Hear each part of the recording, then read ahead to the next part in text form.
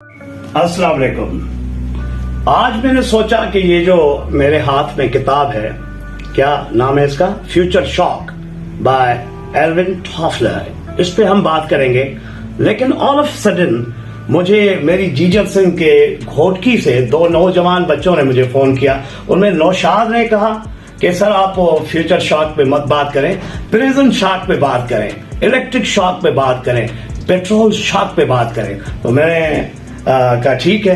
तो दूसरे नौजवान ने, उसी के कजन ने कहा कि सर आप हमें ये समझाने की कोशिश करें कि जो ये कह रहे हैं कि भाई बेल आउट पैकेज, ये क्या चीज है। मैंने कहा आओ हम इसी पे ही बात करते हैं कि ये बेल आउट पैकेज, आपने सुना होगा कि कोर्ट में जब बंदा जाता है तो उसे कच्ची जमानत मिलती है, इंटरिम बेल, और अगर वो कानून के मुताबिक चलेगा तो आगे जाके कुछ दिनों के बाद उसकी पक्की बेल, कंफर्म बेल हो जाती है।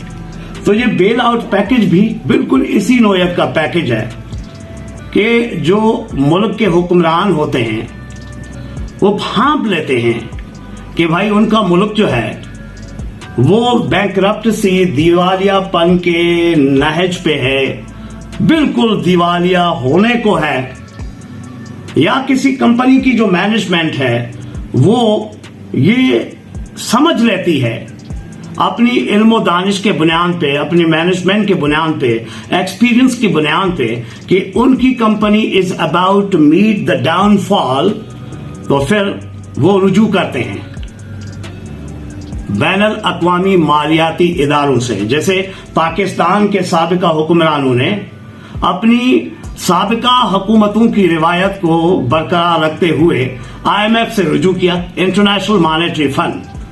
तो इंटरनेशनल मॉनेटरी फंड से क्यों रुजू किया, वो था बेल आउट पैकेज के लिए, यानी माली मुआवनत या मदद के लिए, ताकि हमारा मुल्क जो है वो बैंकरप्ट, दिवालियापन का शिकार न हो सके। अच्छा, इसमें यह होता है कि अगर आपका बेल आउट पैकेज जो है, आपके जो बातचीत करने वाले होते हैं किसी हुकूमत की तरफ से या किसी कंपनी की तरफ से, अगर उन्होंने बेल आउट पैकेज को अच्छी तरह डिजाइन किया, if the package is well thought, और उसमें बेल आउट पैकेज में जो सॉफ्ट ह्यूमन साइड है कि भाई ये जो हम माली मदद ले रहे हैं, it is for the people of the country, हम गरीब मुल्क के रहने वाले हैं और इतने सारे लोग हमारे गुर्बत की लकीर के नीचे रहते हैं।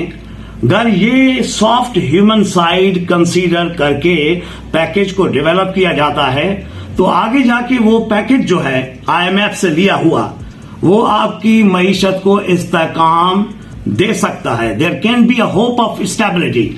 और अगर पैकेज को इस अंदाज से डिवाइस या डेवलप किया गया है और आपके नेगोशिएटर्स जो हैं, जो आपकी तरफ से बातचीत करने वाले लोग हैं, हाँ टेक्नोक्रेट्स जिनको आप कहते हैं, टेक्नोक्रेट्स, वो कहते हैं भाई ठीक है, हमें बस पैसे मिलने चाहिए ताकि हमें थोड़ा सा रिलीफ मिल जाए, थोड़ी सी बस हमें जो है ना for the time being, for few years, ताकि इस हुकूमत का टाइम गुजर जाए और फिर अगली जो हुकूमत आए उसके गले में पड़ जाए सब कुछ। तो फिर जाहिर है तो यही सूरत हाल जो हमें पाकिस्तान के अंदर नजर आ रही है, यही होती रहेगी, हो रही है। आपकी जो कच्ची जमानत है ना, इंटरिम बेल, वो पक्की हो सकती है अगर आप कोर्ट के आर्डर की इनहराफी नहीं करेंगे और उसकी एन तकाज़ाओं के मुताबिक चलेंगे और as a law abiding citizens के तौर पे। तो बिल्कुल इसी तरह IMF की जो टर्म्स एंड कंडीशंस है, जो आपके नेगोशिएटर्स ने जो आपके बिहाफ पे बातें कर रहे थे, उन्होंने तय किए हैं और आप उसी पे चल रहे हैं, तो जाहिर है आपको पैकेज, जो मुकम्मल पैकेज तय हुआ था, वो मिल जाएगा। हाँ, अगर आपने उसमें कोई भी इनहराफी की, अपनी मनमानी की या उनको आंखें दिखाना शुरू की, तो फिर वही होगा कि वो आपके यहां डिक्टेट कराएंगे।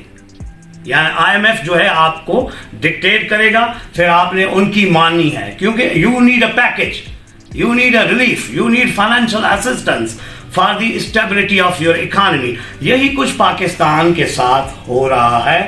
اچھا, IMF والے اگر آپ کی تعلقات میں ڈسرپشن ہے, اگر آپ کی ٹیم یا آپ کی گورنمنٹ کے تعلقات میں ان کے ہاں کوئی ڈسرپشن ہے, تو پھر بھی اس طرح کی ٹرمز اینڈ کنڈیشنز طے ہوتے ہیں جس کا پوری قوم کو خمیازہ بھگتنا پڑ رہا ہے, جیسے ہمیں نظر آ رہا ہے. اور پھر ظاہر ہے یہ تو ابھی 30 روپیے پھر یا 30 روپیے 60 روپیے پیٹرولیم کی قیمتوں میں اضافہ ہوا ہے. کہنے والے کہتے ہیں کہ بھائی یہ 280 تک بھی جا سکتا ہے, پر لیٹر 280-85 تک بھی جا سکتا ہے. اچھا, کچھ لوگ جو ہے اس کو کہتے ہیں یہ بھائی جارحانہ اضافہ ہے, کوئی کہتے ہیں ظالمانہ اضافہ ہے. اچھا, کچھ کہتے ہیں جو سمجھتے ہیں اکانومی کو اور جو پاکستان کی معیشت جس کنڈیشن میں اس کو سمجھتے ہیں, وہ کہتے ہیں بھائی ری ایڈجسٹمنٹ کے لیے اس کے علاوہ اور کوئی چارہ نہیں تھا. اچھا, اب اس صورتحال میں کرنا کیا چاہیے؟ سوال تو یہ ہے نا. میں نے نوشاد کو کہا یار نوشاد دیکھو, ہمیں 4 چیزیں کرنی پڑیں گی, 4 things. پہلی چیز کیا ہے؟ انصاف. جب تک معاشرے کے اندر انصاف نہیں ہوگا, انتظامی انصاف ہو, سوشل جسٹس ہو, ایڈمنسٹریٹو جسٹس ہو, سماجی انصاف, سوشل جسٹس ہو, انوائرمنٹل جسٹس ہو, اکنامک جسٹس ہو, اور وسائل کا منصفانہ استعمال. یار یہ کا انصاف ہے کہ داماد کی کتیا بیمار ہے, اس کی ڈاگی بیمار ہے, تو کہتے ہیں ڈرائیور کو کہ بھائی یہ گاڑی سرکاری لے جاؤ, اور اس کے علاج کے لیے سرکاری گاڑی اور فیول استعمال ہوتا ہے. اچھا, بیٹی کی سہیلی ایئرپورٹ پہ آ رہی ہے یا جا رہی ہے, اس کو پک اینڈ ڈراپ دینا ہے, تو کہتے ہیں بھائی سرکاری گاڑی لے کے جاؤ. یار یہ کا انصاف ہے؟ اچھا, اگر چک شہزاد سے دودھ لینا ہے, دودھ کے لیے سرکاری گاڑی چاہیے, وہ پانی پہ تو نہیں چلتی نا. تو جب اس طرح کا بے دردی سے وسائل کا استعمال ہوگا اور بے دریغ ہوگا, تو یقیناً تیل کی بھی کھپت ہوگی اور بھی بہت سارے مسائل جنم لیں گے جو عوام الناس کے لیے مصیبت کا باعث بنے, جو اب ہم دیکھ رہے ہیں. اچھا, دوسری بات جو پتہ ہے میں نے دیکھا ہے, جو اکثر ہم سنتے آ رہے ہیں, ہمیں اپنا لائف اسٹائل یعنی ہمارے حکمران اور ہماری بیوروکریسی کے ساتھ ہمارے اپنے لوگ. اچھا, حکمران ہماری عوام جو ہے نا, بہت ساری جو تعداد ہے, بہت بڑی فیصد جو ہے لوگوں کی, وہ حکمرانوں پہ ٹرسٹ نہیں کرتی. یہ ٹرسٹ کا جو ریلیشن شپ ہے وہ شیٹر ہو گیا ہے. اچھا, یہ جو عوام الناس ہے انہیں سمجھتی ہے کہ بھائی یہ بس ہمیں اس طرح لولی پاپ ہی دے رہے ہیں, دے ول ناٹ ڈو اینی تھنگ. اچھا, اسی طرح وہ جو حکمران ہیں وہ سمجھتے ہیں, جو پاور کاریڈورس میں وہ سمجھتے ہیں ہماری عوام تو بھولی بھالی ہے, دے آر بس ٹھیک ہے, ان کو اس طرح لولی پاپ دے کے اور ان کو جذباتی نعرے دے کے اسی طرح. اور پھر جو بیوروکریسی ہماری وہ تو جس مزاج کی ہے, تو عوام الناس انہیں خائن سمجھتی ہے. خائن یعنی ہمارے حکمران, ہمارے سرکاری بیوروکریٹس اور عوام الناس, ان تینوں کو they must avoid wastage of fuel and resources. They must and they should. اگر بیل آؤٹ پیکیجز پہ ہی جینا ہے تو پھر وسائل کا زیاں کرتے جائیں اور پھر چلاتے جائیں. ورنہ میں نے کل ہی تو آپ کو پتہ ہے ایک بچے کو کہا, اس کی جو گاڑی تھی اتنا دھواں دے رہی تھی, تو میں نے اسے کہا کہ بچے یہ آپ نے اپنی گندی گاڑی جو رکھی ہے, اس کے نتیجے میں آپ کو پتہ ہے جب آپ کی گاڑی گندی ہو تو روڈ فرکشن زیادہ پیدا ہونے کی وجہ سے, صاف ستھری گاڑی نہ ہو تو آپ کی فیول کی کنزمپشن زیادہ ہوتی ہے. اور آپ نے بھی دیکھا ہوگا سگنلز پہ اتنی جارحانہ ہم ڈرائیونگ کرتے ہیں.